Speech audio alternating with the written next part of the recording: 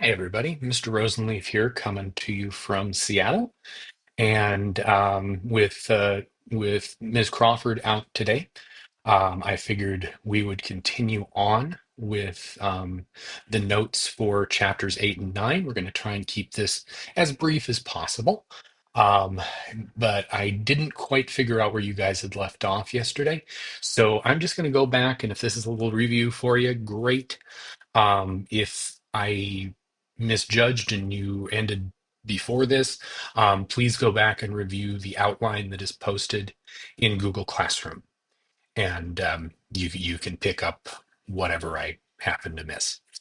Okay, so this first part is about the namesake of our high school, Charlie Russell. Russell is generally considered to be one of the greatest Western artists ever. He started very young. He was born, as I'm recalling, in Missouri, and he ended up coming to Montana, first to make his way as a cowboy, and then later he discovered that, oh, he's a pretty good painter, and he liked telling stories. But anyway, Russell lived in Great Falls, which is why CM Russell High School was named, and he had a little studio down on the other side of town, which is the site of today's Charlie Russell Museum. Kind of just highlighting a couple of Russell's works. This first one is called The Camp Cook's Troubles. And you can see he was very detail oriented with his work. It's very clear. Now, bear in mind, paintings, like any snapshot, is highly you can see in it kind of what the artist feels. Is it necessarily accurate? Not necessarily. It's what the artist sees. It's highly um, speculative, basically. So anyway, this just shows a horse basically smashing through a mess station for cowboys. And Russell was actually out in the West during the era of the cowboy, which didn't last all that long, really.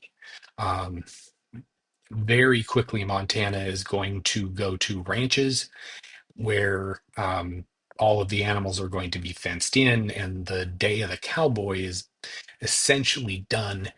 Some of them will go to work on ranches, and so they'll kind of get to do cowboy stuff. And that's kind of where rodeo takes over, actually, as a way for those skills to continue. They start doing rodeo, which, is basically a cowboy sport. And then this is maybe Russell's most famous work, especially in Montana. In the 1990s, I still remember this. Yes, I'm that old. Uh, I still remember the state raising money because they were going to have to sell this painting.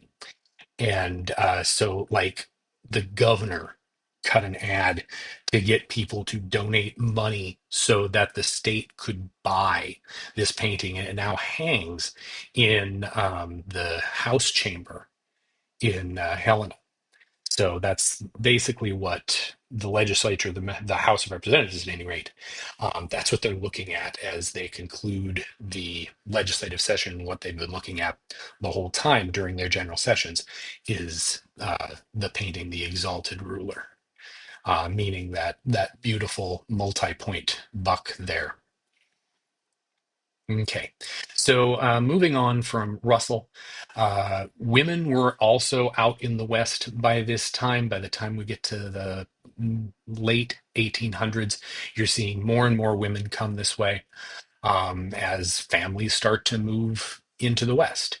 The women that were out here early on, very hard workers, in addition to doing the what at the time was considered women's work, washing clothes, cooking, etc. They served as doctors and pharmacists, sort of de facto. They kept accounts. They grew vegetables, they mended fences, they herded cattle alongside the men. They assisted with branding and haying. So, I mean, these folks did a whole heck of a lot when it's all said and done. One example of a woman that comes out to Montana is a lady named Evelyn Cameron, who was born in Britain, and she came to Montana to ranch with her husband along the Yellowstone River, and she became a pretty good photographer. Um, so this is just one example of, well, she's being photographed by somebody else, but she's set up to photograph landscape. But and she also did some writing about Montana's landscapes.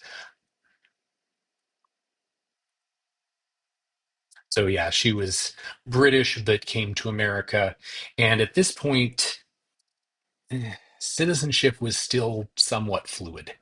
Um, if you were here, you it's not like today. Let's just say that.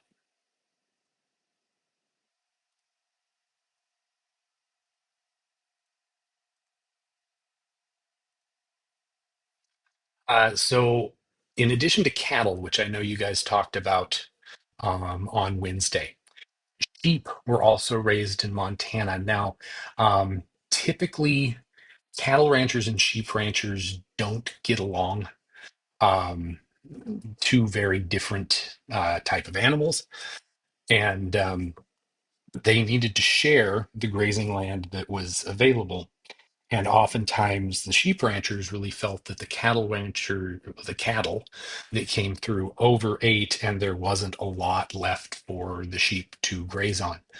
Um, in Montana, we did not have as many of the major episodes of violence that went along with that feud. Now, Wyoming, very different story. There was massive, practically war between the cattle ranchers and the sheep ranchers.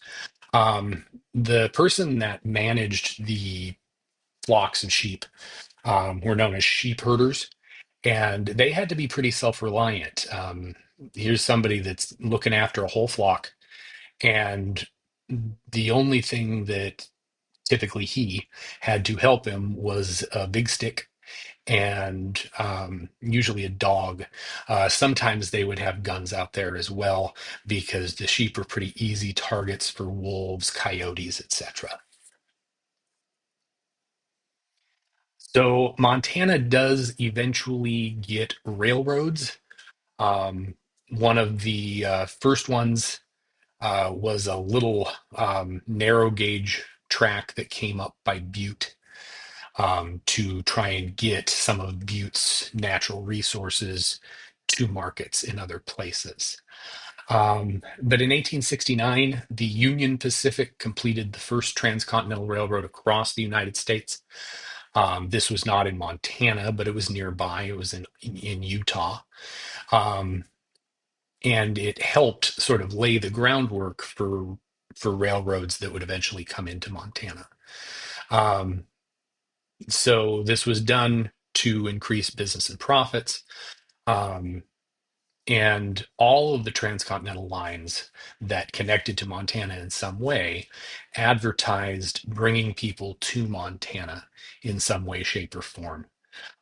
Montana was this, well, according to um, non-natives, sort of wide open, unclaimed space. Now, do we know that there were Native Americans here?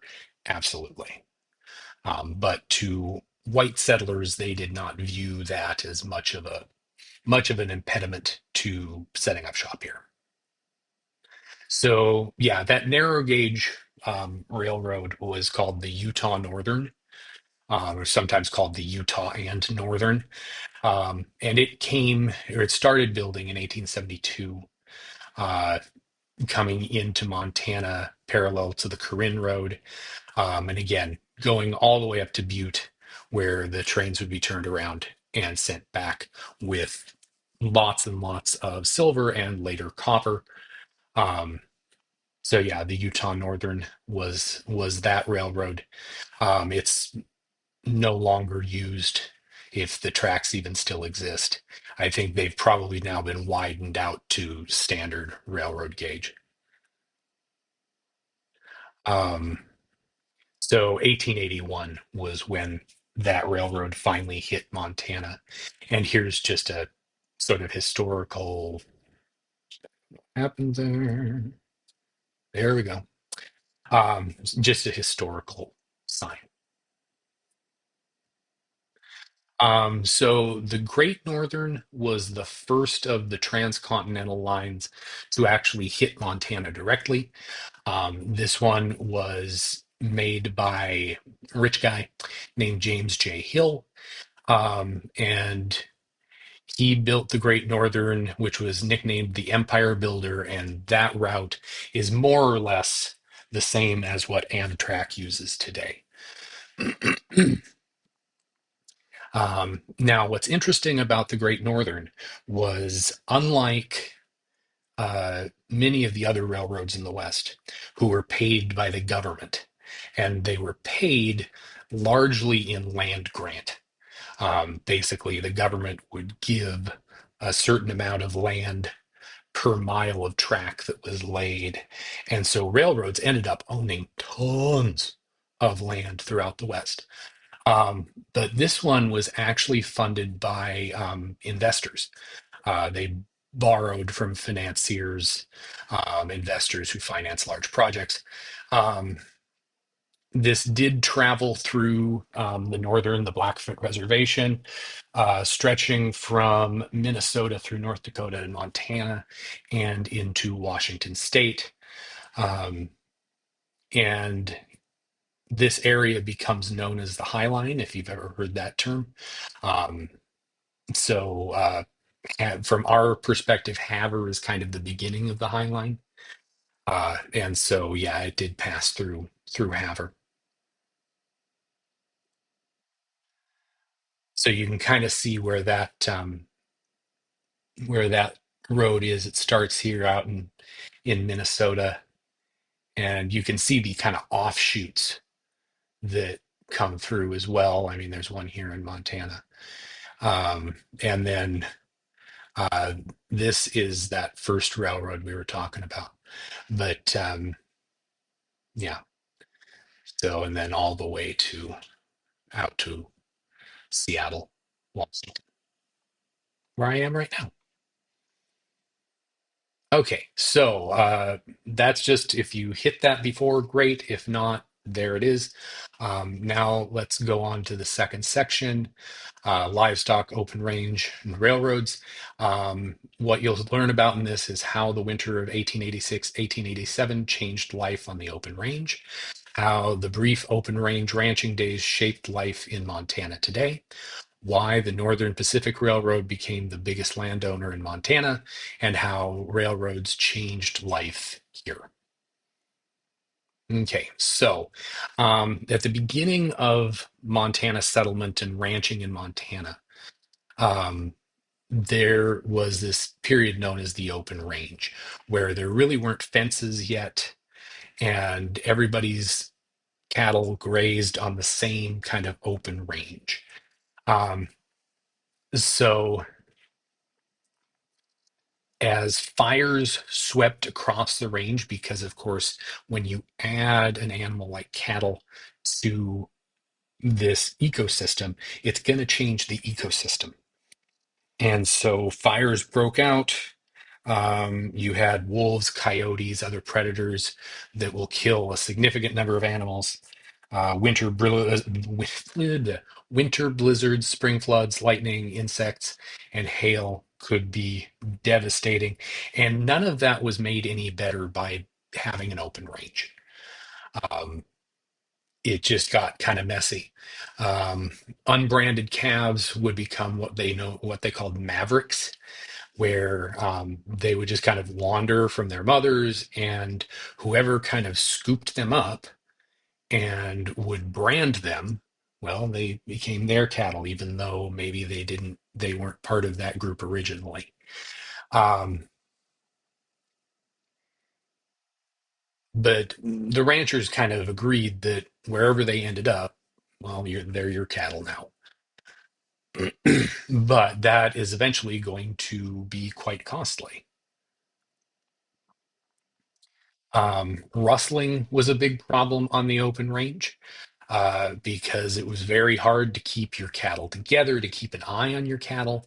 I mean, you had cowboys that would be out there, but they can't be everywhere all at once, and they can't follow every cattle that wanders for some food or some liquid. So the biggest issue with the open range was overgrazing. With everybody's cattle in one grazing area, the land is going to get way overgrazed. Okay, so the Northern Pacific Railroad was another one of these transcontinental lines. Um, and So in 1871, the Northern Pacific Railroad in the North Dakota Territory drew attacks from the Sioux tribe on their way to Yellowstone Park, and work was delayed.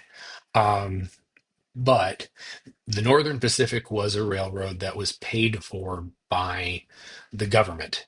For every mile of track laid, they got a certain amount of land. This is how the Northern Pacific Company became the largest landowner in Montana. Railroad companies are still huge landowners here in Montana. They sold some of the land, but they hung on to a lot of it because that was basically their nest egg. Um, so yeah.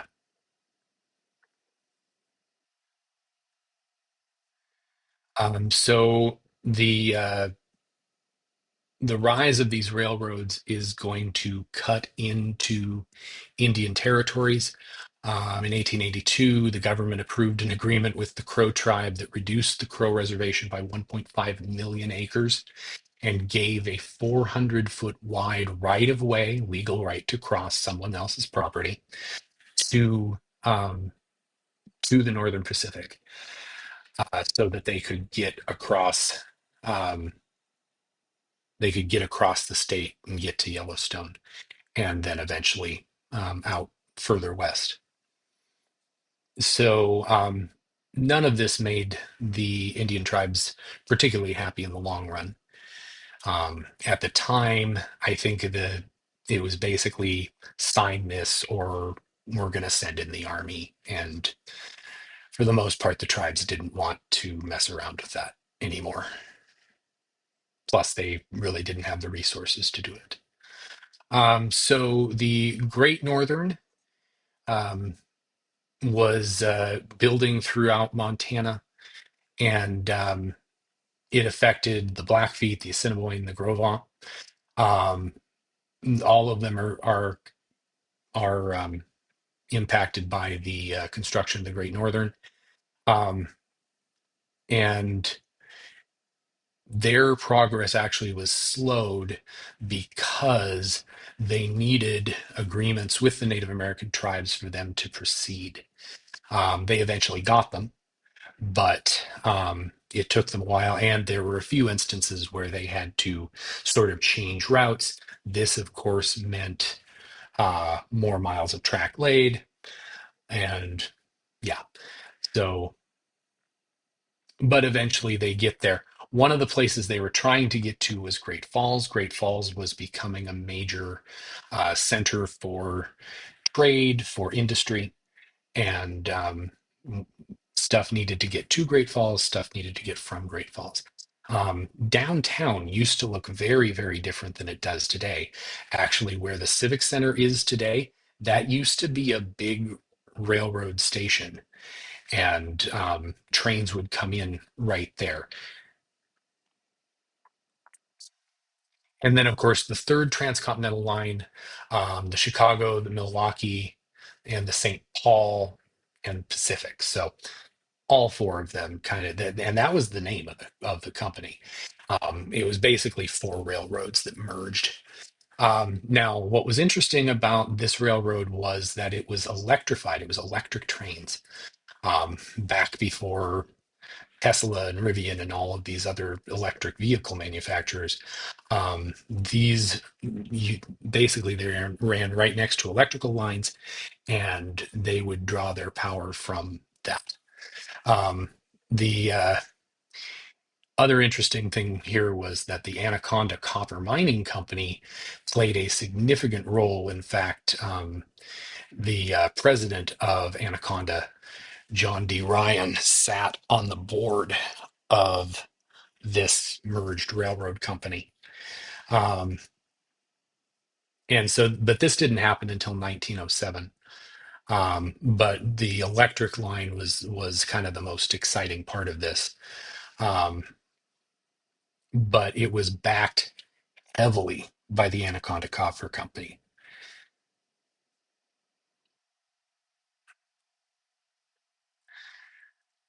So helping to build a lot of these railroads were Chinese workers.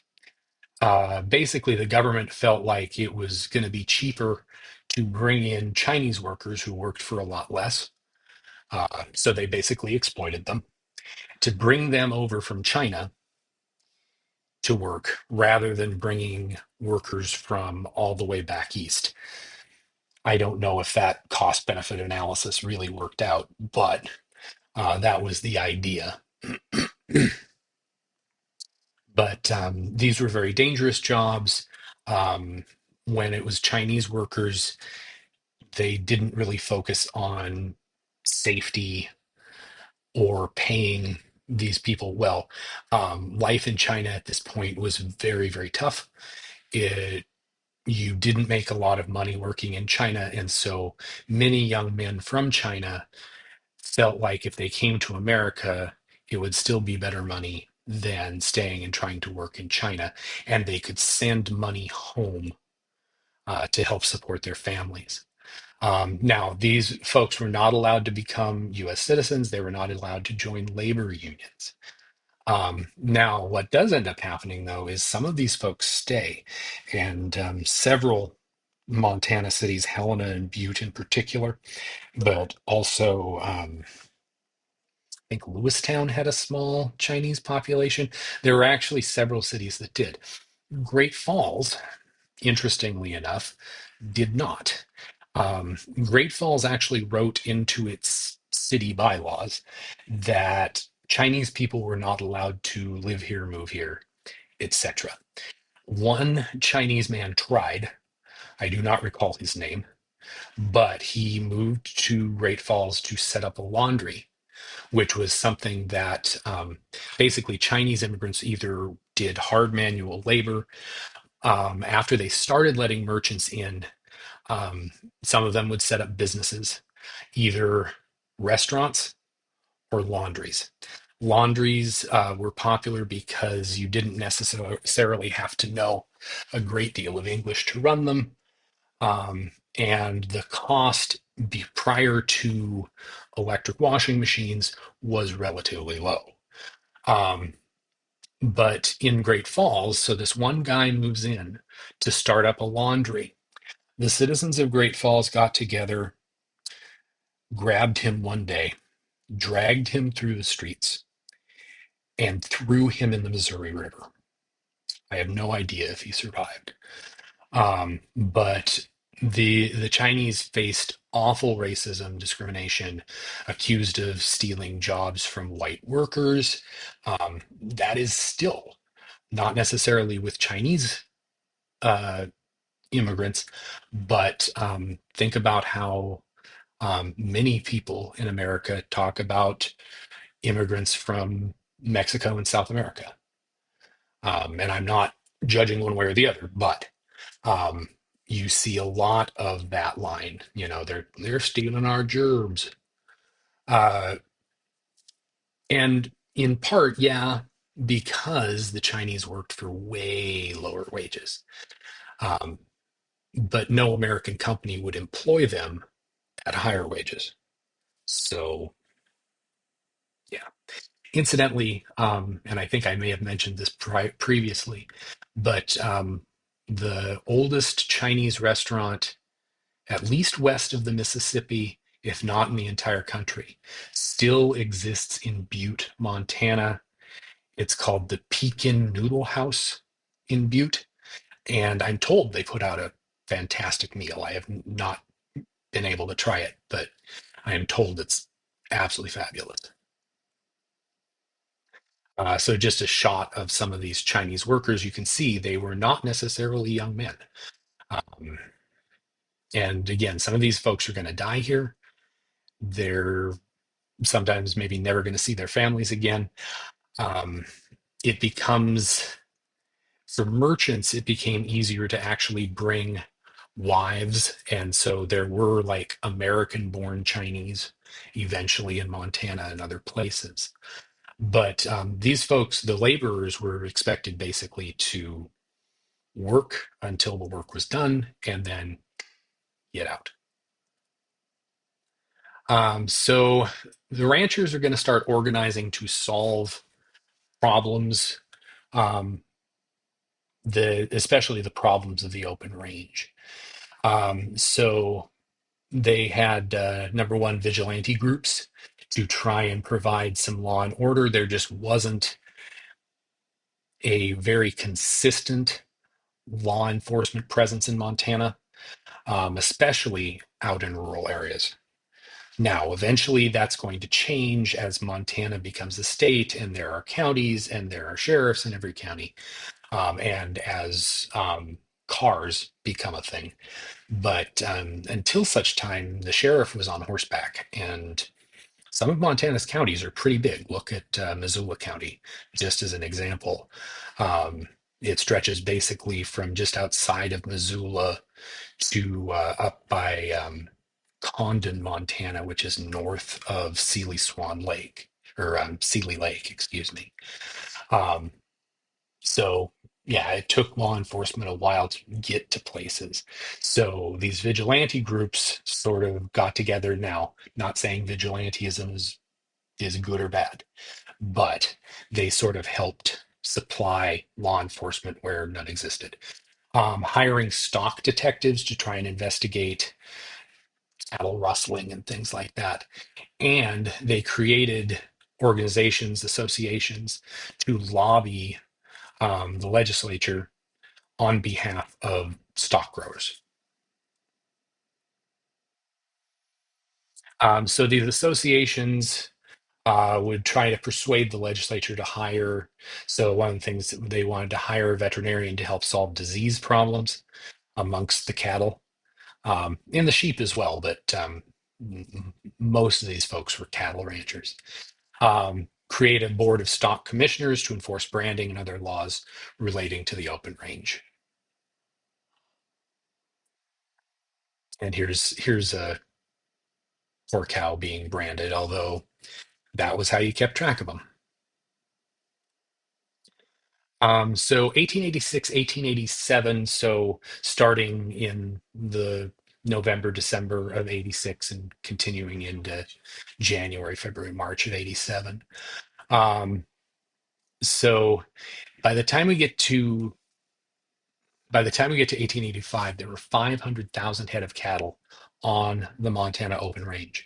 The grasses became depleted. Um, that autumn was really, really dry. The water holes shrank and then they disappeared. Range fires burned large sections of the depleted grasses, and the open range was heading for absolute disaster.